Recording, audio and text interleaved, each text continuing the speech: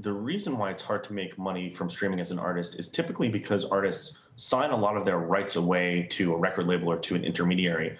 Those artists that maintain some kind of independence end up actually capturing a lot more revenue from their streams.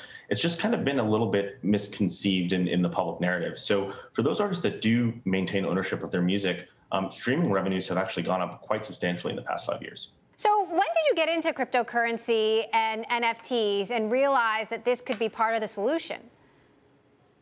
Yeah, I think my exploration of crypto started in 2014. I started experimenting with the idea of digital collectibles and how that might apply to music. But my dream was always to somehow get fans involved in the ownership of that music. Ultimately, fans are the reason why music is distributed and heard around the world. Fans share it with their friends. They're the ones going to the concerts, and they're ultimately the main driver of music's popularity in general. So why not incentivize the same group of people that are responsible for that distribution with actual ownership of the music?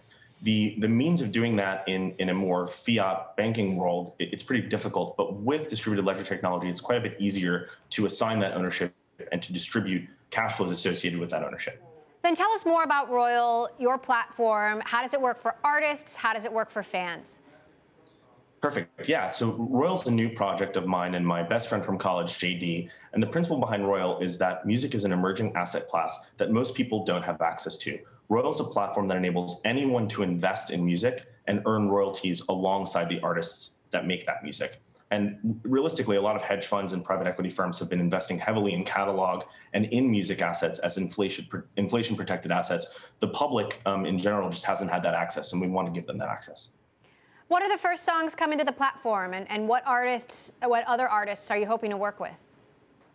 Of course. So I'm definitely going to be the guinea pig here. My music is going to be first to platform. And we're lucky to have a lot of amazing, huge artist investors in the platform that are going to use it as well. We haven't been very public about who those artists are, but I could confidently say we've got at least 5 that are in the top Spotify 100. So we're quite excited to work with them.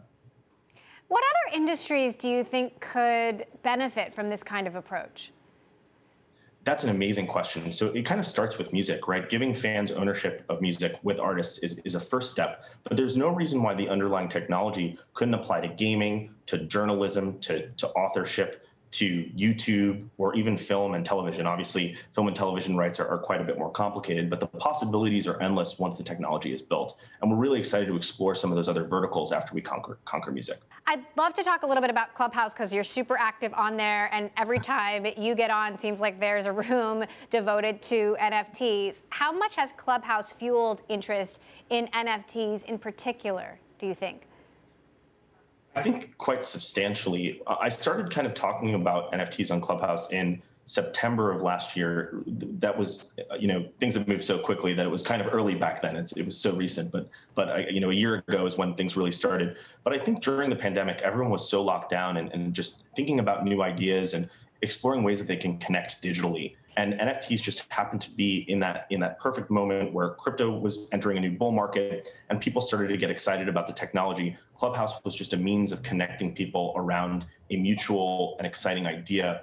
And when everyone was home and kind of bored, not able to go outside, they're spending a lot more time on their computers. They're looking at digital assets, whether they're tokenized or not. And the principle of NFTs just seemed to resonate with people the more you explained it to them with words. And Clubhouse kind of created that medium where instead of just reading about something, you can really hear the passion behind people that were in the tech and really, building the tech. And I think that was instrumental in really, bringing NFTs mainstream.